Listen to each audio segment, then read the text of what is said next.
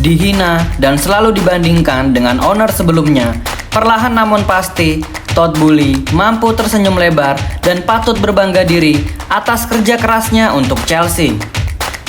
Setelah mengakuisisi Chelsea dari Roman Abramovich, Todd Boehly dan Eghbali bersama konsorsiumnya telah mengeluarkan miliaran juta pound sterling untuk melakukan pembangunan ulang dan melakukan perombakan besar untuk kemajuan The Blues. Apa sajakah kelebihan Todd Boehly dibandingkan dengan Roman Abramovich? Sebelum lanjut nonton, jangan lupa klik tombol like dan subscribe dulu Blues. Kalau sudah, mari kita masuk ke pembahasan 4 kelebihan Todd Boehly menurut Zona Chelsea Indonesia sebagai berikut.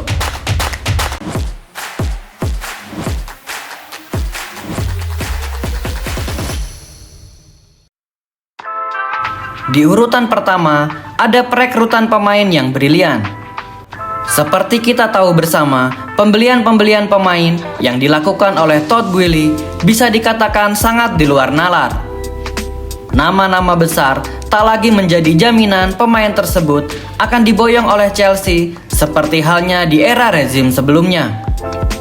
Di era manajemen baru, mereka lebih mengedepankan mendatangkan pemain-pemain muda dengan talenta-talenta hebat yang tentunya meskipun harganya sedikit mahal, namun mereka memiliki permintaan gaji yang tidak terlalu tinggi. Enzo Fernandez, Moises Caicedo, Cole Palmer, dan Joao Pedro, lalu hampir semua pembelian Chelsea merupakan pemain-pemain muda dengan talenta yang sangat luar biasa. Masih berusia muda dan terikat kontrak jangka yang panjang, sudah pasti pemain-pemain ini akan mengenakan seragam The Blues dalam jangka waktu yang cukup lama. Strategi pembelian dari Todd Boehly ini bisa dikatakan cukup sukses dan tentu saja strategi ini masih akan dilanjutkan dalam bursa transfer selanjutnya. Kita lanjut ke urutan nomor 2, yaitu penjualan pemain yang brilian. Di urutan nomor 2, kita semua pasti sepakat penjualan pemain yang dilakukan Chelsea baik di era Abramovich maupun era Todd Boehly, mereka sangat hebat dalam melakukan penjualan pemain. Di era manajemen lama, yaitu Marina Granovskaya, bahkan mampu menjual Eden Hazard ke Real Madrid seharga 100 juta euro meskipun kontraknya bersama Chelsea menyisakan 1 tahun lagi. Lalu contoh yang kedua, yaitu menjual Alvaro Morata seharga 65 juta euro ke Atletico Madrid. Dan tentu masih banyak contoh-contoh lainnya yang tidak kami sebutkan. Sedangkan di bawah manajemen baru, yaitu Laurence Stewart dan Paul Winstanley, mereka mampu menjual Kai Havertz seharga 64 juta pound sterling ke Arsenal. Lalu Mason Mount 60 juta pound sterling ke Manchester United. Yang terbaru adalah berhasil menjual pemain sekelas Noni Madueke seharga 52 juta pound sterling ke Arsenal. Dan Joao Felix kemungkinan akan dilepas ke Al Nassr dengan harga 42 juta pound sterling. Hal ini membuktikan Chelsea merupakan tim terbaik jika kita berbicara dalam aspek bisnis. Dari segi bisnis, tidak dapat dipungkiri, kedua owner yang dimiliki Chelsea sangatlah brilian sehingga tak heran jika dalam kurun waktu 10 tahun terakhir, Chelsea termasuk ke dalam tim dengan pendapatan bersih tertinggi di antara klub-klub Eropa.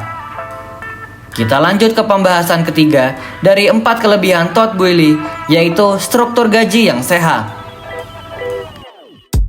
Di urutan ketiga adalah struktur gaji yang sehat. Chelsea adalah tim sepak bola profesional pertama di Eropa bahkan di dunia yang mengkontrak pemainnya lebih dari 5 tahun. Alasan mengapa Chelsea di era manajemen baru merekrut pemain-pemain muda adalah gajinya yang relatif rendah yang tentunya tidak akan membebani keuangan klub. Trik dari Chelsea dalam bernegosiasi dengan pemain adalah mereka menawarkan durasi kontrak yang sangat panjang meskipun dengan gaji yang relatif kecil. Yang menarik dari manajemen baru adalah pemain-pemain ini akan mendapatkan tambahan gaji menyesuaikan dengan performanya di atas lapangan. Jika performanya meningkat, mereka akan diberi jaminan mendapatkan tambahan gaji. Di samping itu, dengan menggunakan skema ini, menjual pemain tentu akan sangat mudah karena klub penawar tidak akan dipusingkan dengan gaji pemain yang akan mereka beli. Hal inilah yang menjadi alasan mengapa Raheem Sterling dan Ben Chilwell sangat kesulitan dijual oleh Chelsea karena gaji mereka yang cukup tinggi. Sebesar apapun potongan harga yang diberikan Chelsea untuk Chilwell dan Raheem Sterling, jika mereka berdua tak ingin menurunkan gajinya ketika bernegosiasi dengan klub pembeli, maka mereka berdua akan kesulitan untuk mencari tim baru. Struktur gaji yang sehat menempati urutan ketiga dari 4 kelebihan Chelsea di era Todd Boehly. Kita lanjut ke pembahasan keempat sekaligus yang terakhir, yaitu multi-club ownership. Jika berbicara multi-club ownership, Chelsea bukanlah yang pertama dalam model sepak bola seperti ini. Manchester City dengan City Football Group atau CFG yang memiliki 13 klub seantero dunia. Lalu RB Leipzig, RB Salzburg, dan RB-RB lain yang tergabung ke dalam Red Bull Group. Lalu Eagle Football Holding dengan Olympique Lyon dan Crystal Palace. Sementara Chelsea dengan manajemen baru yang bernama Blueco memiliki Chelsea dan RC Strasbourg. Model multi-club ownership ini semakin umum dalam dunia sepak bola yang memungkinkan untuk berbagi sumber daya, diantaranya adalah mengembangkan pemain dan mencari bakat dari seluruh dunia. Secara aktif dalam kurun waktu 2 tahun terakhir, Chelsea meminjamkan talenta-talenta mudanya untuk membantu Strasbourg bersaing di liga mereka. Jika di musim lalu, Chelsea meminjamkan Andre Santos dan Đorđe Petrovic, di musim ini, Chelsea telah meminjamkan 4 talenta mereka, yaitu penjaga gawang sekaligus pengganti Petrovic, Mike Penders, gelandang bertahan dan pengganti dari Andre Santos, Mathias Amugo, lalu gelandang serang, Kendry Páez, dan seorang center back, Mamadou Sarr. Dengan melakukan kebijakan ini, kedua klub akan mendapatkan win-win solution, yaitu Chelsea akan diuntungkan karena pemain muda mereka akan mendapatkan menit bermain dan pengalaman yang cukup. Sedangkan RC Strasbourg akan mendapatkan keuntungan karena mendapat pemain bertalenta sehingga mampu untuk bersaing hingga ke papan atas Liga Prancis.